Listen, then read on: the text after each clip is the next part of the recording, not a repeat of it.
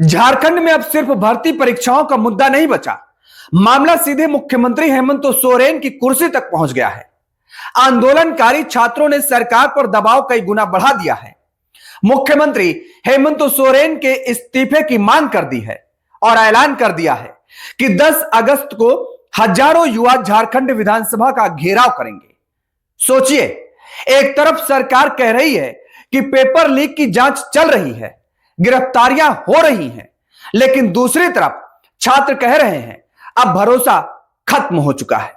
भूख हड़ताल पर बैठे छात्रों की हालत बिगड़ रही है।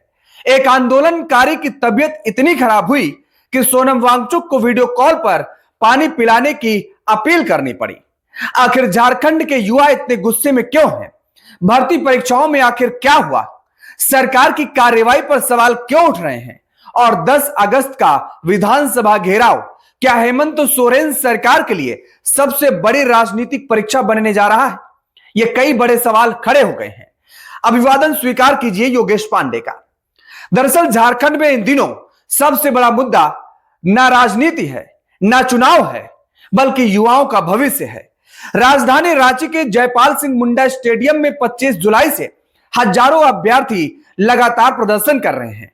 उनकी मांग साफ है, जेपीएससी और जेएसएससी की भर्ती परीक्षाओं में हुई कथित धांधली और पेपर लीक की निष्पक्ष जांच हो, दोषियों पर कड़ी कार्रवाई हो और युवाओं के साथ न्याय किया जाए। लेकिन आंदोलन अब सिर्फ धरने तक सीमित नहीं रहा। अब कई अभ्यर्थी अनिश्चितकालीन भूख हड़ताल पर बैठ चुके हैं।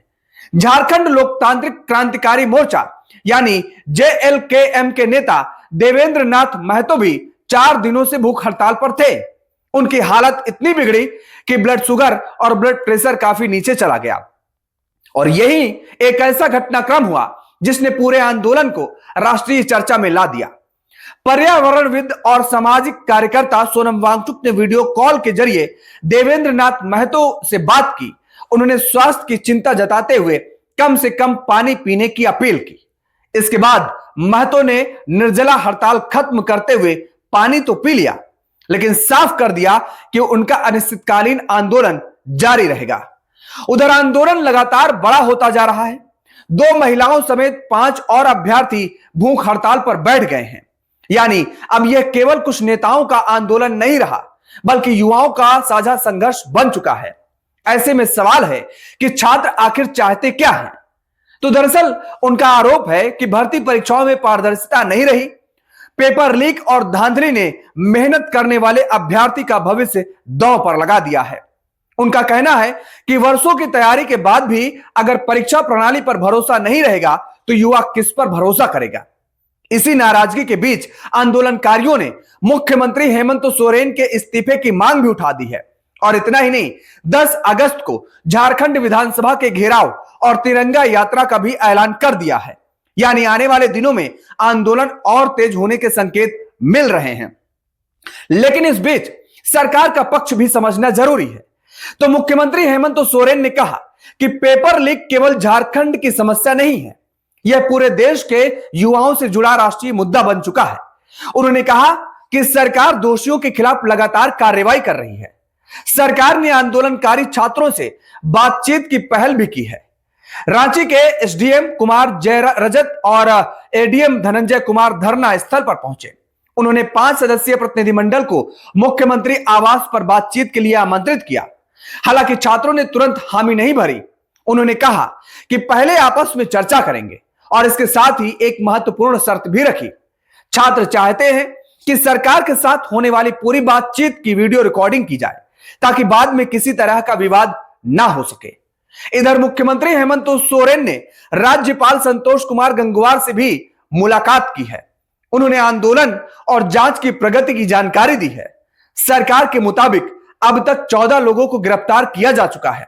सीआईडी ने रांची, पलामू, हजारीबाग, बोकारो और धनबाद समेत कई जिलों में 18 से ज्यादा जगहों पर छापेमारी भी की है। और इतना ही नहीं, जेपीएससी के पूर्व अध्यक्ष से भी पूछताछ की गई है। यानी जांच एजेंसियां सक्रिय हैं और सरकार यह संदेश देने की कोशिश कर रही है कि दोषियों को बख्शा नहीं जाएगा। लेकिन दूसरी तरफ छात्र कह रहे हैं कि केवल गिरफ्तारी काफी नहीं है, उन्हें पूरी प्रक्रिया में पारदर्शिता चाहिए। उन्हें भरोसा चाहिए कि भविष्य में ऐसी घटनाएं दोबारा नहीं होंगी। ऐसे में यह आंदोलन केवल झारखंड का मुद्दा नहीं रह जाता। देश के कई राज्यों में पिछले कुछ वर्षों में भर्ती परीक्षाओं और पेपर लीक को लेकर विवाद सामने आए हैं। हर बार सबसे ज्यादा नुकसान उसी युवा का होता है जिसने कई साल तैयारी में लगाए होते हैं।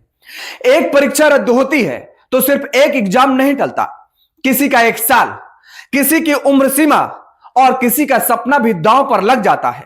यही वजह है कि झारखंड के इस आंदोलन को दूसरे राज्यों के अभ्यर्थी भी ध्यान से देख रहे हैं। अब सबकी नजर 10 अगस्त पर है। क्या सरकार और छात्रों के बीच बातचीत सफल होगी? क्या विधानसभा घेराव टलेगा? क्या जांच से छात्रों का भरोसा लौटेगा या फिर आंदोलन और बड़ा रूप लेगा? इन सवालों के जवाब आने वाले दिनों में मिलेंगे, लेकिन एक बात साफ है, भर्ती परीक्षाओं पर भरोसा किसी भी राज्य की सबसे बड़ी पूंजी है। अगर वही भरोसा टूटता है तो नाराजगी सिर्फ सड़कों पर नहीं उतरती, बल्कि व्यवस्था पर भी सवाल खड़े करती है। अब देखना यह होगा कि झारखंड सरकार संवाद और जांच के जरिए इस भरोसे को दोबारा कायम कर पाती है या नहीं। फिलहाल रांची का यह आंदोलन पूरे देश की नजरों में है और 10 अगस्त इस पूरे घटनाक्रम की अगली बड़ी तारीख बन चुका है।